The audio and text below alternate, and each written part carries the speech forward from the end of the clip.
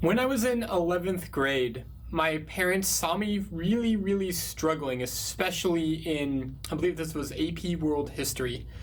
And so they tried everything at this point. We'd been to all the therapists, we'd gone through all the drugs, we'd done all the tutoring and talking to me and taking away video games, and none of that worked. So they hired two teachers. Well, one was a teacher and one was the sister of a teacher. Their names were Sarah and Dina.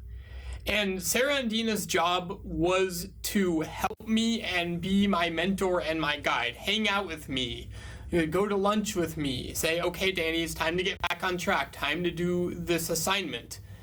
And then my grades started to improve. What happened was I started to really connect with someone, feel safe, and because they weren't the parents, their sole job was to keep me on track. My mom and dad didn't have to be the bad guys saying, do your homework, do your homework, do your homework, do your homework. They could be the parents. And Sarah and Dina could be the ones saying, okay, let's work on achievement. Let's do this. Let's going toward this thing.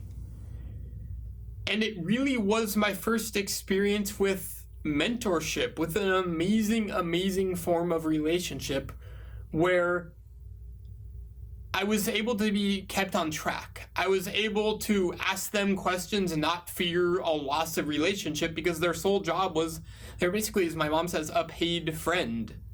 It was their job just to help me out.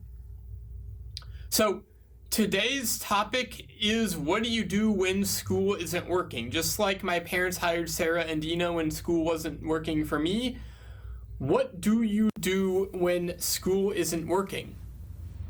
So here's the annoying thing, is that the school system just flat out doesn't work, right? We get it. The school system sucks. Every single day I see parents that come to us and say, hey, I just don't know what to do. My kid is shut down, scared, in their room, frustrated, and they don't know what to do. And it is really, really annoying. What do you do? So that's what we're going to be talking about today. I mean, the thing is that the current system just flat out doesn't work for people with Asperger's. And until, we sort of build our own school and then begin to remedy that, which is going to be like 5 years or so, what do you do in the current school system so it isn't this hellhole that it's become for a lot of people with Asperger's? There are 3 things that you do, and I'm going to teach you sort of a thinking technology, as it were, a perspective, a way of looking at things so that you can say, oh yeah, okay, this applies to everything. Rather than saying, here's what you do in situation A, here's what you do in situation B, here's what you do in situation C, here's what you do in situation D, we're going to talk about here's how to know what to do in every single situation, because these are the rules that apply no matter what. It's a way of thinking that leads you to a way of doing.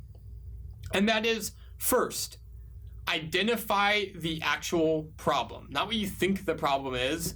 If the kid says, hey, I don't want to go to school, then you dig a little bit deeper. I'll tell you how to do that in just a second.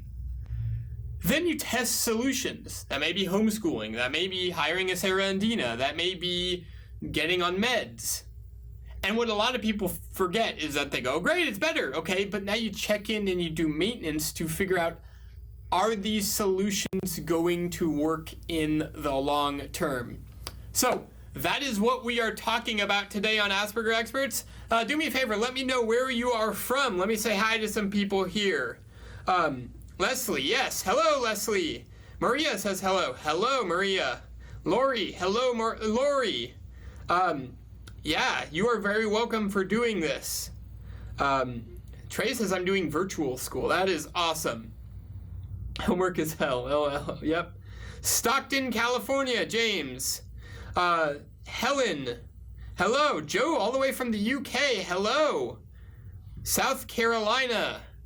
Woodstock, Ontario. Prairieville, Louisiana. Prairieville. I like that name. Prairieville. That's a cool name. Alaska. Wow, we got it from people from all over the place coming. Minnesota. Hello, everybody. So, today, again, as if you're just joining us, we're going to talk about what to do if school isn't working. And we're going to talk about sort of a thinking technology that you can use to apply across the board. It's a way of thinking about a perspective. First, you identify what the problem is, you test the solutions, and then you check in and you do maintenance on those solutions. So we will be right back, and then I will be talking and diving deep into the details of how this works. So see you in a sec. Hi, I'm Rob Rady, and I am Danny's father. I'm Ellen Rady, and I'm Danny's mom from Asperger Experts. When Danny was growing up, it was challenging for the rest of us in the family because he didn't like to go places new, and he didn't like to try any new food. We didn't have much information. I was able to get maybe a couple of books, and mainly with the definitions of what is Asperger's and the characteristics of Asperger's. But there weren't a lot of solutions. And I'm a solution-oriented person. I wanted a plan. I wanted things to do, ideas to make it better. So it was a challenge to try to keep him moving in the right direction and try to keep the family sort of still operating the way we wanted it to operate. And I didn't understand what was really going on, and that other parents and other children with Asperger's have experienced this same thing. Today, Danny is a much different person. You have no idea how exciting it is when Danny picks up the phone and says, "Mom, I have something really important to tell you." And of course I'm like, "Oh my God, what happened?" And he says, "Mom, are you sitting down?" I'm sitting down. Guess what? I just ate a sandwich with really good ciabatta bread, mozzarella cheese, olive oil, and this green thing called spinach, and it was delicious. It's like watching a kid experiencing life for the first time. He's obviously a very successful person and business person and is out in the world just thriving, and we couldn't be more pleased about that.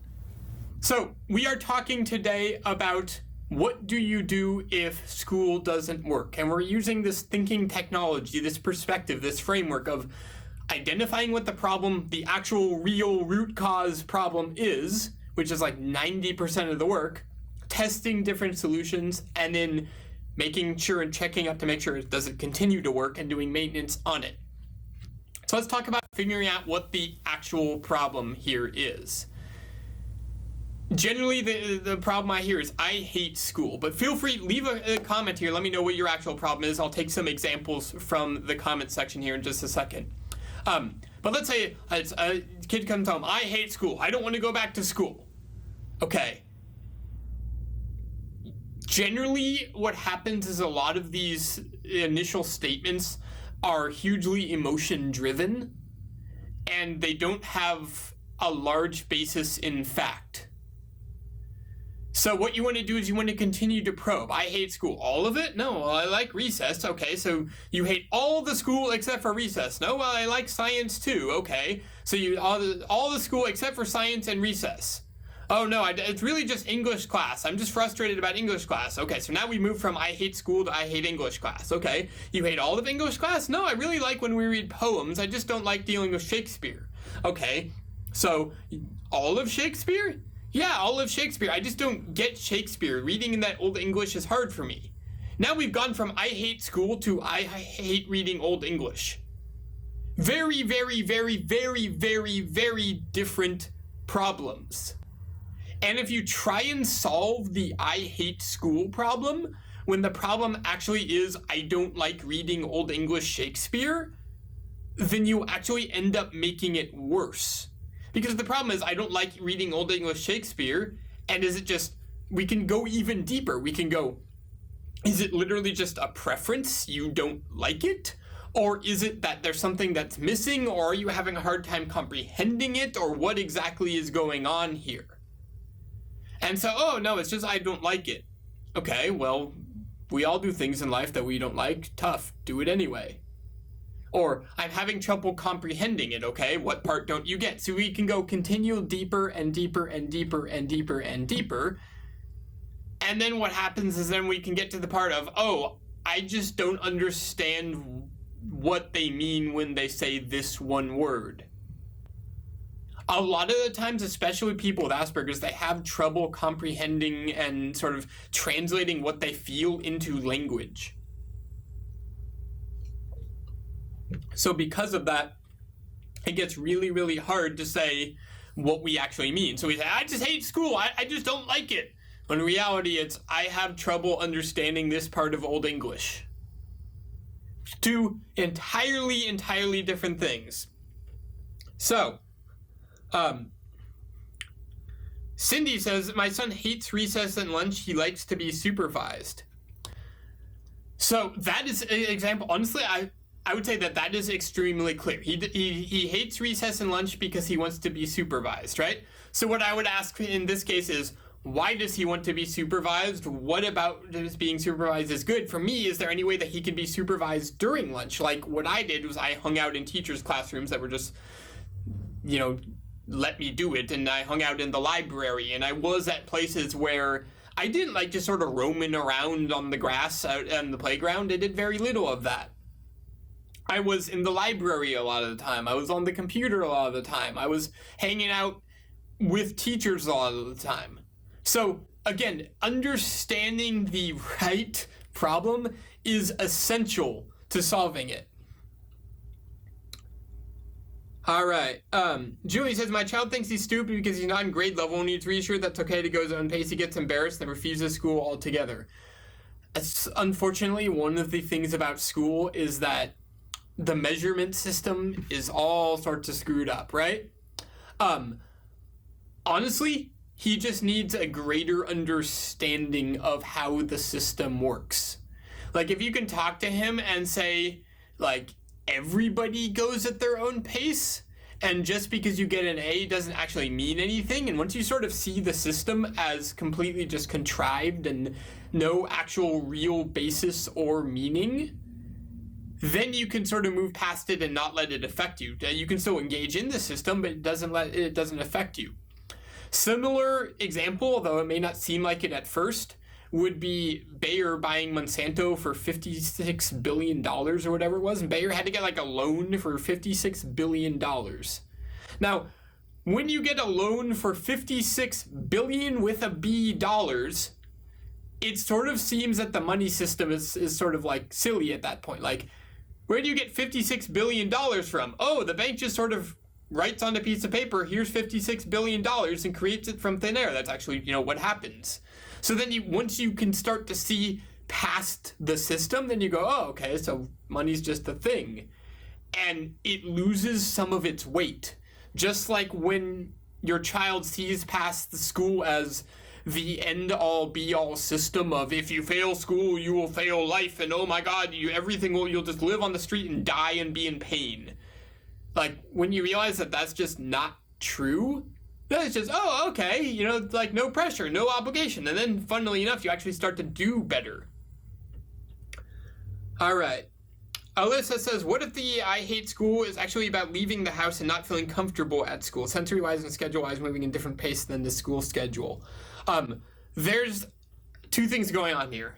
On one hand, there's a certain amount of just discomfort that you have to deal with in life, because when you get down to the words, discomfort is just stuff you don't know. Comfort is not the warm, fluffy pillow or the nice, fuzzy dog or the anything else like that. It is just what you know and what you're used to. Discomfort is what you aren't used to, the new. So, the way to make things comfortable is just to get used to them. Now, at school, there may be all sorts of sensations and all sorts of things going on that you may not be used to. The way to get comfortable with them is to get used to them. On the other hand, school is totally not an appropriate place for people with sensory issues because there's smells and fluorescent lights and bells and I used to live in fear of the fire alarm and stuff like that. So I can see both ways. I don't have an appropriate magic wand here, this will solve everything answer for you. Is that balancing act of, if you're just in discomfort, you still be with the thing because then you get used to it and you are comfortable. But at the same time, you make reasonable accommodations so that you can get into a different classroom with different lighting or, wear clothes that feel good or do whatever you need to do so that you can both feel good and at the same time recognize that it's not all about you feeling comfortable. There's a balance there.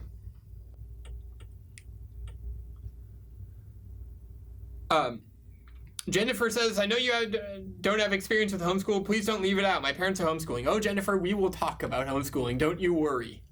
So, the problem. Figure out... I almost bit my tongue there for a second. Figure out what the actual problem is. Don't just take it at face value. Dig deep to the root of the problem. What is the root issue here? You solve that, it trickles up and solves all the other problems. And sometimes there's like 100 problems that spawn from one root cause. You could spend all your time knocking out those 100 problems one by one, or you could spend the same amount of time knocking out the one root cause and those 100 problems suddenly resolve. Now, sometimes something like homeschool does that, where you start to homeschool and suddenly everything gets better. It really depends on the kid. A lot of people will ask me, hey, Danny, how do you, what's the right school what for my son? What's the right school for somebody with Asperger's that's 12?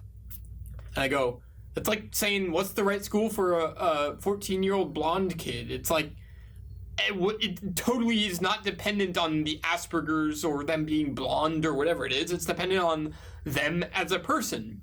Some people with Asperger's do great in homeschool and like crash and burn in the public school system. Some people need a Waldorf school. Some people need unschooling. Some people would do horrible in a homeschooling situation. My mom and I would kill each other if she homeschooled me. So there's certain situations where you really need to look at them as a person and say, first of all, can I homeschool them, like logistically? Second of all, is it good? Is it conducive? Does it work with the situation? Like, I am not a fan of what do I do in this situation? What do I do in this situation? Because it changes every single time. If you do sort of the big picture solution stuff, the ways of looking to figure out what is the right solution, then inevitably that is where the answer is. The answer is not in the solution. The answer is in the question a lot of the times. Now, some people take this way too far and say, only live in the question. I'm never going to give you any solutions. No, screw that. I'm going to give you many solutions. Not all of them will be right for you. Some of them will, like getting out of defense mode. That's generally something that works across the board. Joining AE+, joining our support group, I've seen miraculous things from that across the board, right? But these aren't specific. Like, the more specific that you make it, it's like, okay, well, take 3 ounces of this particular drug and then go on a 3.2 mile walk. It's like, yeah, that works, but it only works for you. So anyway, identify the root problem. Next, we test solutions. One of those being homeschooling. One of those being, and the other different types of school. One of those just figuring out what exactly the complaint is and working to address it. So, for example, I like to be supervised at lunch. Okay, go hang out in the library or in a teacher's classroom or something like that.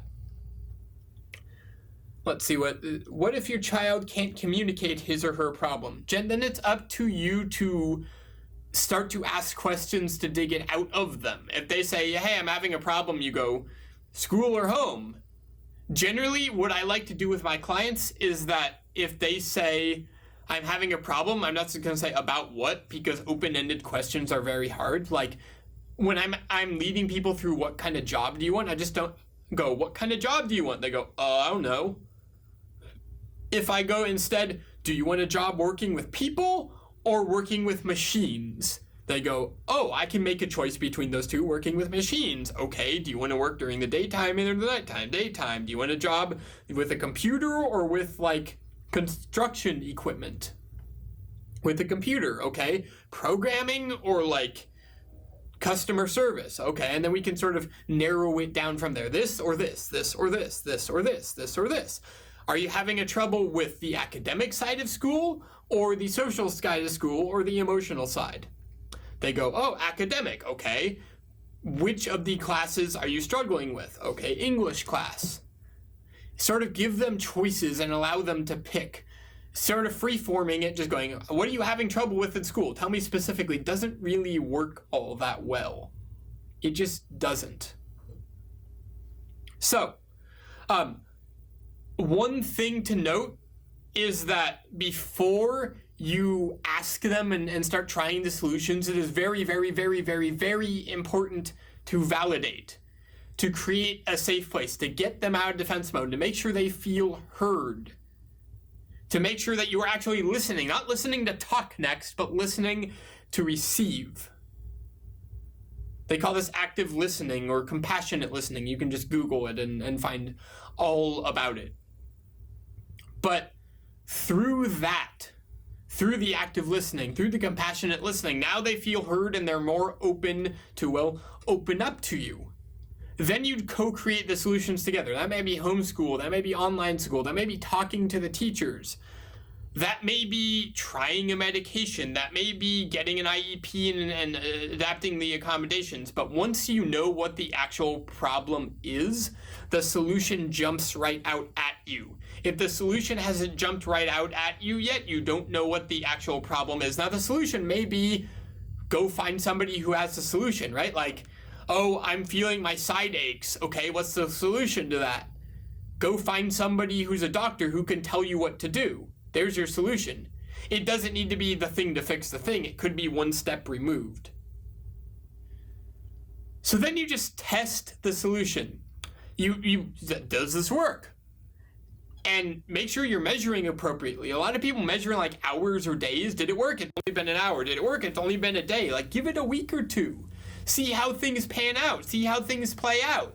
And if after, if it's getting extremely worse, change. But if it seems to be getting slightly better, let it play out for a week or 2 or 3 or 4. See how it goes.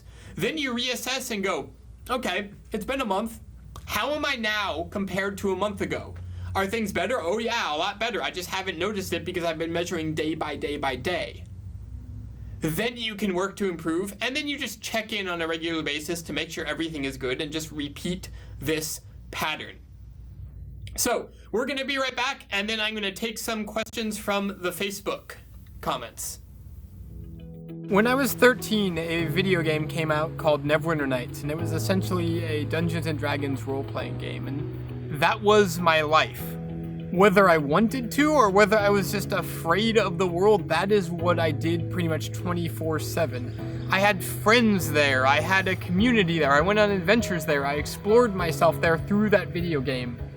Not because I was addicted to video games, but simply because I felt so alone and disconnected from everyone and everything. What happened was, as I grew up, I felt like there was always an emergency brake that I had on. I could never really get to what I wanted, never really connect with who I wanted, never really do what I wanted, and it sucked. A lot. My parents and teachers, they didn't really understand what I was going through at all. They tried to understand, but it really, really took a lot for them to even have a semblance of what was going on in my head. Meanwhile, I was locked down, I was shut down, I was disconnected, and they were trying to help. And what ended up happening is that they didn't really end up helping. A lot of the times I was just sort of ambivalent because they send me to a therapist. Okay, great. Can I go play video games now? And that was my life. And then school eventually ended. And instead of going to graduation, I actually went to a video game orchestra concert. But after that, I'm in college and I'm thinking, okay, how do I actually have a life that makes sense to me? How do I have a life where I can thrive? How do I have a life that I can wake up every day and say, I am excited to be alive and not just, oh, it's another day of existence. So I spent the next few years of my life trying to figure that out and trying to find the answer. So today I have a life I could only have dreamed of back then. I have friends, I have great communities, I do what I love for a living, I get to travel and have adventures. I still play video games occasionally, but I do it for fun. Not because I have this gnawing emotional hole in me anymore. I don't feel like I have an e-brake on anymore. I feel like I can fully express myself, and best of all, the fear isn't there at all. This course is about how you can get to the same place.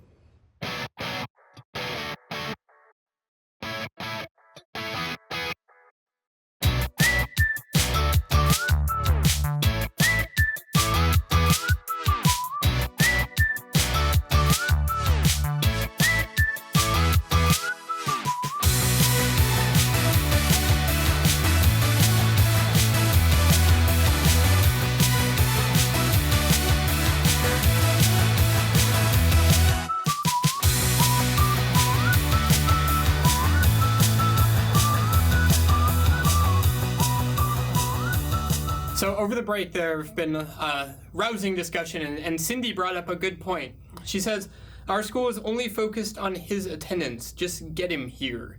I hate that. And the thing is that somebody else pointed this out already, but a lot of, like, pretty much all public and charter school funding comes from getting the kids here. So it's, like, based off of they get a certain amount of money per kid per day. So that's why they're so focused on just get him here, just get him here. We want our money, because otherwise they can't fund the school. The more kids that are there, the more money they make. That's just the way it works, and it's, honestly, it sucks. I'm sorry. Working to change it. It's not going to be fast. So, Anna was saying, I don't know if my son has Asperger's, but a lot of what you say reminds me of him. I went to buy the course if I don't want to assume he has Asperger's. You don't need to have Asperger's to go through any of our content. I mean, we are Asperger experts, but we help a lot more than just people with Asperger's. As somebody else was pointing out, Deb was saying, and the material is applicable for a wide range of people. If you think it would be helpful, go for it. I would add that we also have a money-back guarantee on everything we sell. So if you find it isn't working for you, just email us and we'll give you your money back. All right. Anna Marie says, will it work on younger kids? My son is 8. He's just starting self-advocating and explain what's wrong, but now I'm at odds with school. Yeah. Any of this, really, the stuff we're talking about today will work for anybody. Regarding Thrive, that was just there, that is really for kids age 12 plus. But for everything else that we're talking about today, this is mainly parent-focused. Like, a large majority of what we do, and a lot of parents don't get this, is for the parents, not for the kids. Because the kids can't advocate for themselves yet. Parents, it is up to you to do that. The solutions that we were talking about in school may be, and usually are, the parents doing something, not the kid doing something. And once the parents change, then the kids change. And some parents go, well, why do I have to be the one to change? Because you're the parent. The kid is not a fully functioning cognitive adult yet. They don't have all of the brain equipment. They're still running Windows 95. They are not connected to the internet. So you need to be the one to run all the latest and greatest software for them. That's just, the way it is. Diane says, my son likes school but hates homework. He lies about it and tries to help him and try to take away his electronics. He does the homework. Any suggestions for motivation? Validate him. Say, yeah, homework sucks. I get it. We're still going to do it as a means to learn how to deal with all the BS in life. I get that it sucks. We're just going to do it fast, get it over with, and then go have fun. Taking away things is not a good way of doing really any form of manipulation. Doesn't really work. I would just validate it, say, yeah, it sucks. I get it. We're still going to do it, though. Michael, how do I get my 10-year-old daughter to focus on math? I try to relate to Minecraft, how it would help her life. She gets really frustrated. What does she get frustrated about? Right there. There's your key. Figure out what about the math she gets frustrated about, and then go from there. Do you recommend any books to read to help her understand more about Asperger's? Honestly, no. They really all sort of suck. Question, does she actually want to learn more about Asperger's? Are you just hoping that through her learning more about Asperger's, she'll come to feel more comfortable with herself? Because a lot of the times, like when I was 14, I didn't care about learning Asperger's. My mom tried to shove, here's all the books about Asperger's so you can learn about it and feel better about yourself. I don't care. I just want to learn, go play video games some more. Like, a lot of the times the parents say, like, oh, my kid wants to do this. It's like, no, they don't. You just hope that they want to do. Like, in our AE Plus group, about once a month we get, well, my kid doesn't want to hold a party, but I'm trying to hold a birthday party for him. What's good for a 13-year-old for a birthday party? And I go, but you just said he doesn't want to hold a birthday party, so why are you holding a birthday party for him if he doesn't want it? Well, I want it. Okay, well, that's entirely different than hold a birthday party for yourself. But don't do it for him if he doesn't want it.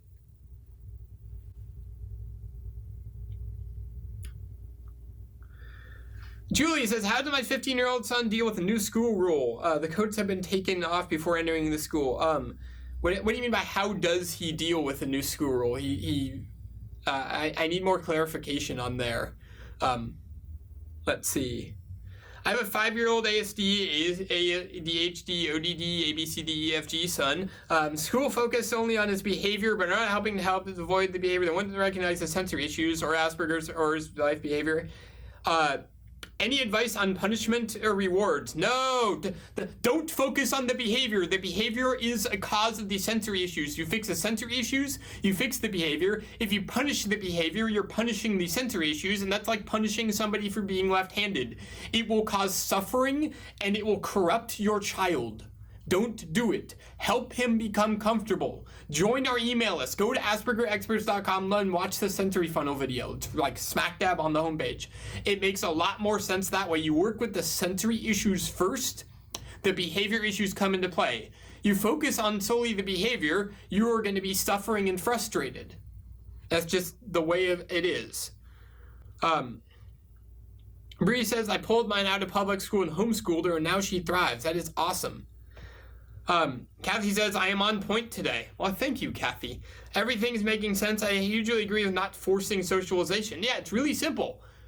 Like, let them do what they want to do and you know, within reason. Like, if they don't want to make friends, don't force them to make friends. There is no problem there. Don't try and create a problem where there is none. 99, this is going to be hard for some people here. For some people, it's going to be easy to hear. 99% of the time, the problems that parents come to me with are not actual problems. They are the parent in some way saying, I'm feeling uncomfortable and I really don't like the way I'm feeling, so please fix my kid so that I can feel different. That's not how it works at all. If you're feeling uncomfortable, tough, feel uncomfortable. But don't try and create a problem on your kid, because otherwise you're just going to create more of the suffering. You're just going to create more problems. And it's not going to be helpful. I like what you say, but teachers focus on behavior. I know.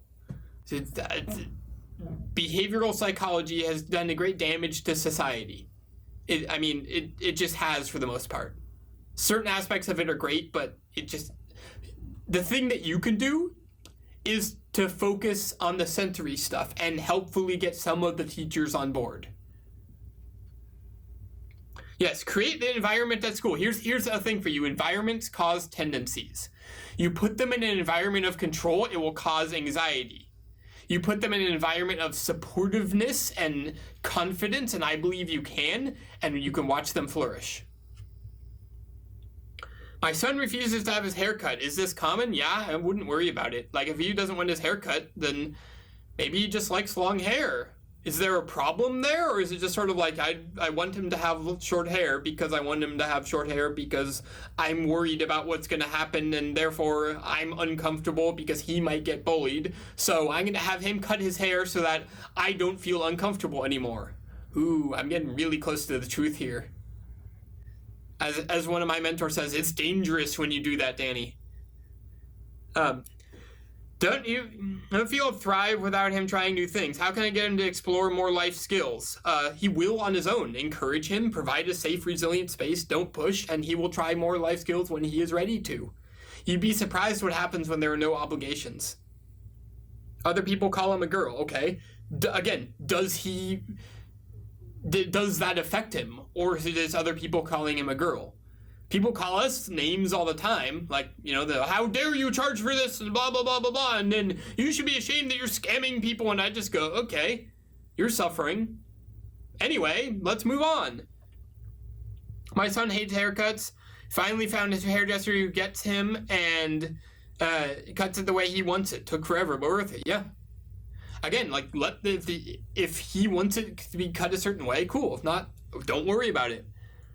19-year-old is poster child for all your courses. I bought them all, but first needs to know to get out of major defense mode. Love and trust have been given, but he doesn't want to communicate at all. Becky, he does not need to know to get out of defense mode. You need to help him get out of defense mode.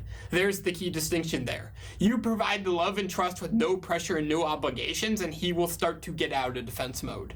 It is not he needs to know to get out of defense mode. It is you need to help him get out of defense mode. Facilitate, guide, be the steward of him getting out of defense mode. Any ideas for improving motor skills? Practice. That's how you improve any skill, is practice. That's straight up right there. Okay, let's take a few more questions here. My son's getting more frustrated and angry and won't tell anyone what's wrong. He just starts to kick and get annoyed. He will only tell me. Well, then you know. So if you know what's wrong, then you can validate that and help him solve it. So cool. He doesn't need to tell other people as long as you feel safe enough and he tells you.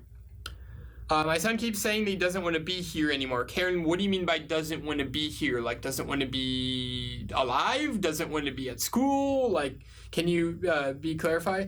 How do you deal with the ifs? Cindy, what are the ifs? I'm not sure what you mean by the ifs. Okay. I'm not going to say your name because I would totally butcher it. I extremely apologize. Great work. Keep it up. I adopted my son a few years back. I tried to help him. How can I help him get to a point where it's okay to not be right all the time? It's a hang up for him. I just want to help him get to a point where he feels okay with that. Once he feels in control, he won't feel the need to always be right. So give him choices in other things. Do you want teriyaki chicken tonight, or do you want barbecue? Do you want white rice or brown rice? I use food as an example here, but really anything that helps him feel like he is in control, then he doesn't need to be right. What if this happens if okay, Cindy, I know what you're saying. I call it psychological whack-a-mole. Cindy is talking about what if I do this? What if I do this? I had one client say, yeah, but what if I go outside and people kidnap me and put me in a box and strap it to a rocket and shoot me across the border? Like, and I go, what is this, a Wile E. Coyote cartoon? The thing is that we can play the what if game all day long because it literally never ends. That's why it's psychological whack-a-mole. You whack one thing and then there are literally infinite ifs that pop up. So the answer is, well, then I guess we'll deal with that if we come to it. Like, that is the answer. It's just, we can't plan a contingency plan because what he means is I'm uncomfortable right now, so I need to try and control everything else. Sounds like you're uncomfortable. Yeah, okay. Well, I honestly don't know the answer to that, and we could continue to play the what if game all day long, but we're just going to have to trust that if something comes up, we're going to be able to handle it. And, keep it at that.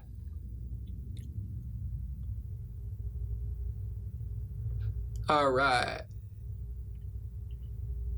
So one thing I wanted to talk about, just sort of side tangent here, we were talking about this earlier in the office, I just thought it was relevant to bring it up, is statistics. Is that statistics, like, there have been some really fun statistics for people with Asperger's and autism. 90% unemployment, like, they're just basically not going to have a good life, right? And everybody goes, but, oh my God, my kid might not have a good life. And it's like, yeah. When they say that your kid has a 90% chance of being unemployed, that is totally incorrect, and those people don't understand how statistics work. What they mean is that instead of 90% chance that your kid is going to be unemployed, that means that out of a given population, 90% are unemployed. Like, if you get a cut, then you are 50% likely to get another cut? No. That means that 50% of people who get a cut get another one.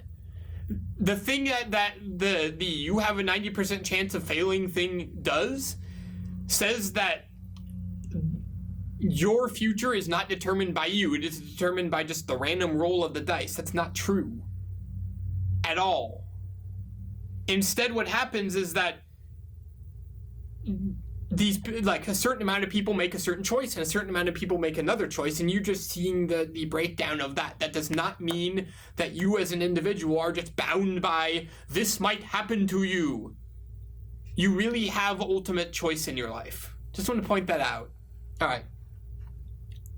Okay, again saying he wants to end his life. Karen, I highly, highly, highly encourage you to seek the relevant medical help as soon as possible to get assistance with that. That is well beyond our scope.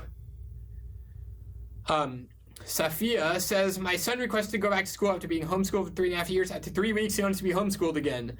Do I give it one more time? Was homeschooling working, and does regular school not work? If so, yeah, cool. That's the question. Did homeschool work, and is regular school working? If so, do what works. That's what it comes down to. My 13-year-old doesn't want to do his writing assignments independently and will only work on them. Help him scribe the entire way. Any suggestions to help him become more independent and confident in school? Go deeper. What's the root cause? Why doesn't he want to do it? Is it just lazy? Is there just a I don't want to? Is there a I have trouble writing? Is there a mechanical issue? There's 10,000 things it could be. Use the framework that we've been talking about and identify what the root cause of the problem is. All right, we're going to take one more question and then go on break here. Will this be available later? Yes. This will be on our Facebook page and on our YouTube site as well, right a little bit after this. So youtube.com/Asperger Experts. We're going to start a playlist with all of these. We will be doing these every Tuesday and Wednesday. Tuesday at 11 a.m. Pacific, Wednesday at 3 p.m. Pacific. So hope you join us for that. We're going to go on break for just a second, and we will be back. Coming to Asperger's Experts, life has been a little bit easier with my little Aspie, who will be 11 on Monday. It was very difficult at first because we live in Alabama and there's not a lot of help or a lot of testing facilities or places to go that will actually help an Asperger's. They've got stuff for autistic, severely autistic kids, of course. But then you have the Aspies who are, very smart, very brilliant, mainly, for the most part, that I've heard, and that I've met, actually. And, but nobody really knew what to do, how to talk to them, what to do for them. And my son was severely beaten in kindergarten, and he digressed. He was doing really good, could tell me everything, his name, number, address, our names, everything. And after the beating that left him with a concussion and several bruises, he digressed. And we had to teach him to read and do everything all over again. And it took about a year to bring him back out of his shell. And we tried ABC Mouse, and that helped. It really did. ABC Mouse is really good if you've got, a smaller Aspie. They'll just go right through it, I promise. But that can only take him so far. And, Xander, my baby, he writes backwards on his numbers and his letters. He can write correctly, but when he's in his own little world, he's not thinking, he writes backwards, and he can read it. Well, we thought it was dyslexia, and we took him and got him tested again, and they don't use the term Asperger's anymore in Alabama. It's mild autism. Okay. But we didn't know what to do.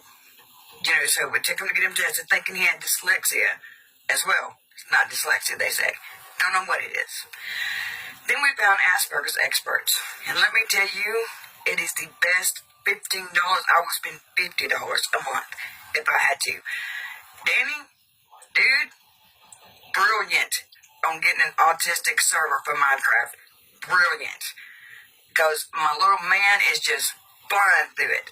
And my oldest son is a mod on the server, because he knows what it's like to be a brother of special needs, and he's really cool. But brilliant, Danny, brilliant.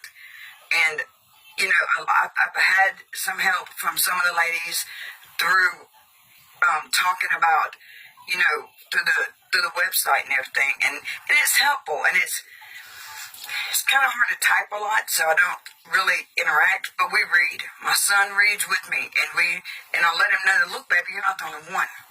Look at this. Look what this was done. Look what that was done. And he will always be, perfect. But he will always be him. And even at this age, it's still hard for him to talk around others that he doesn't know, which is how the beating occurred, because he didn't say anything. And no teacher was watching. And I just thank you, Danny, for being so brave and courageous, and for taking the idea you had in your head and putting it out there for the rest of us, because you have helped a lot more people than you think you have. I guarantee you that. So from a family in Alabama, thank you very much. So, over the break, we got some really, really, really good comments, and I want to read one of them in particular here from Jill, who basically, this is the situation with my mom when I was in school and, being a teenager and stuff. She says, "My voice puts my son into defense mode. That was totally my relationship with my mom. I am the one who's always trying to keep him going through the day. I've hired a neighbor to come and do homework with him. She is very good at English, but can get more progress with him in 1 hour than I can in the whole evening." This is exactly how to do it. For those of you who heard in the beginning, I told pretty much the exact same story. My mom just hired a elementary school teacher that, in her off time, helped me. And that really, I am so grateful to all the mentors in my life who have helped me in one way or another. Having relationships with people and connecting, because, that's the thing that we're all missing, right? The thing that we're all missing is that connection, is that, community, is the you don't need to do it alone. Please, join AE Plus so that I can give you that connection and community. But, the thing is that you don't need to do it alone, and by relying on neighbors and friends and people from around the world, it gets so much easier to do life. All right, few more questions here. Well, transcripts via available. Julie, right now we don't have plans to transcribe all of these just because there's so many of them that we're going to do. We do have transcripts available for all of our courses and a lot of our other YouTube videos. Maybe in the future we will do this. I plan to, but I can't commit to that right now. Are there different types of autism? Can people marry with it? Yeah. And what kind of partners should they look for? Whatever type of partner they want to look for. Honestly, it's literally asking, are there different types of blonde hair? It's yeah, but it doesn't really make a difference on anything. Julia says, AE Plus is a wonderful find for my family. Well, I am glad to have you in our family. Let's see. I like that you speak boldly. I've never been on the listen, but really need this today. Jen, you are welcome. I like that I speak boldly too. All right. Can they live a normal life when they reach their 20s? Absolutely. I don't see why not. They can live a normal life when they reach their 10s. They can live a normal life today. There really is, it's not it's not a disease. There's not a debilitating lifelong condition that is going to affect you and cause autoimmune disease or anything else like that. It is a different way of thinking. It's like Mac versus PC. It depends how you define normal, I guess, but full of thriving and happiness and life, yeah. Will it be normal? No, but who wants to be normal nowadays? Because normal is definitely not something that we all look forward to. I could go on. I'm not going to go there. I could go there. I'm not going to go there. Look at the debates last night. You'll see normal. That's all I'm going to say about it. How do you explain to family about Asperger's? I would just literally say, hey, my child, me, whoever has Asperger's, it is a neurological difference that affects sensory processing, and you can just lay it all out. What's the deal with food? Emma, can you ask a more loaded question than that? My son likes certain foods. Does other have that problem? Yes. I was one of the pickiest eaters forever in a long while. We're going to do a lot more content about that soon. Essentially, it comes down to control, though. It comes down to not being able to trust the food. Highly, highly recommend. Shout out to Alton Brown and Cutthroat Kitchen. That is what really helped me live life. Was in the food realm was learning from Mr. Brown about food through the wonderful show known as Cutthroat Kitchen. Colin. Hi, Colin. And he goes, hey, I missed anything important? Depends how you define important, Captain. So, yeah, for you, I'd say not really. But you already know all this. You spent 5 days with me talking about all this stuff. So, Colin came to our Beyond Defense Mode retreat that we hold every July and hung out with us for 5 days.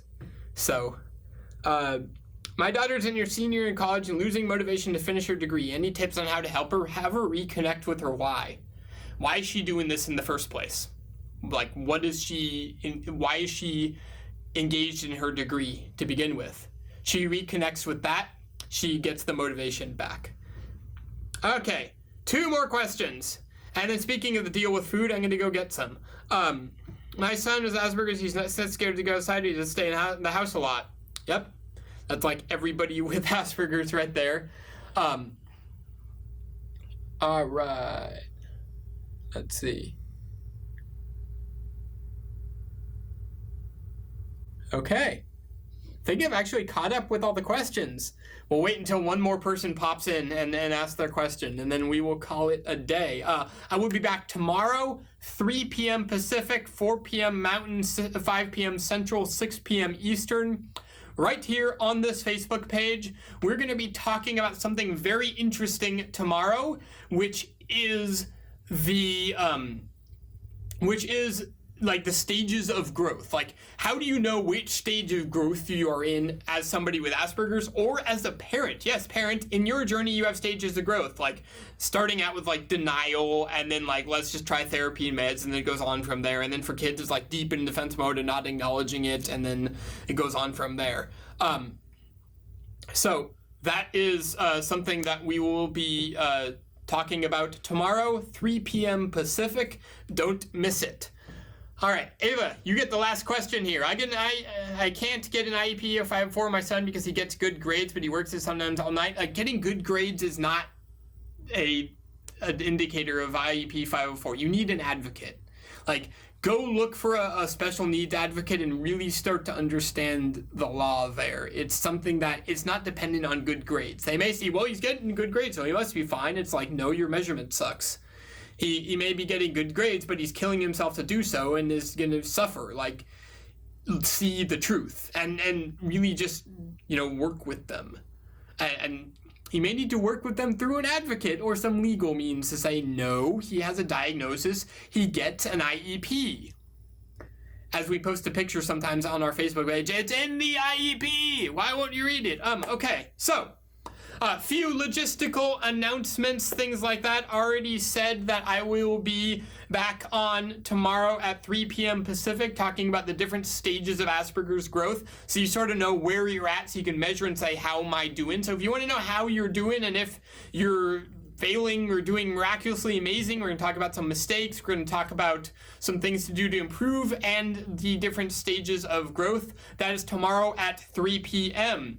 Thursday at 1 p.m. Pacific, that is 2 p.m. Mountain, 3 p.m. Central, 4 p.m. Pacific, we will have a whole panel of us, a whole gaggle, you could say, of the entire frontward-facing staff here at Asperger Experts, talking and answering questions from the AE Plus support group.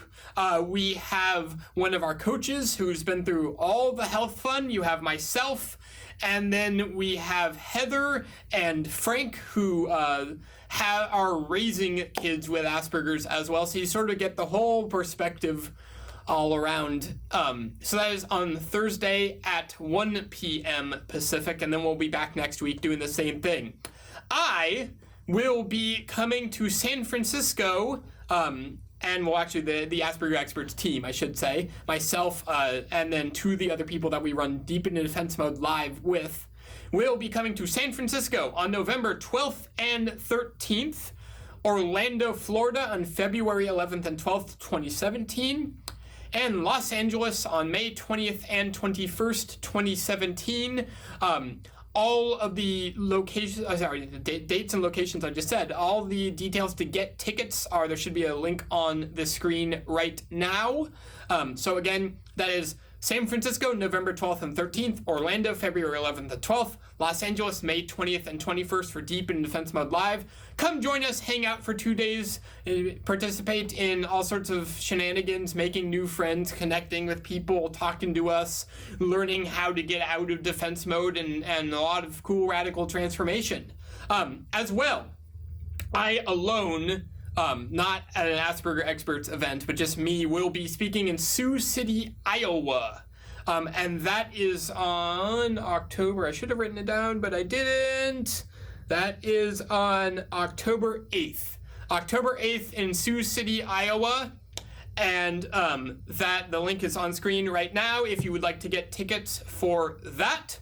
And I think they're like $20 or something like that. So come say hi to me in Iowa, San Francisco, Orlando, or Los Angeles. We are located in Seattle, and we'll be doing a lot more events here in AEHQ soon, so look for that. If you aren't on our email list, join. Otherwise, we'll just post it on our Facebook page, but you do want to get notifications about this. So join our email list. There's a link in the description of this video that you can join our email list for. Thank you all so much. I will talk to you soon. Remember, you are creative, resourceful, and whole, and you have a great day. Bye.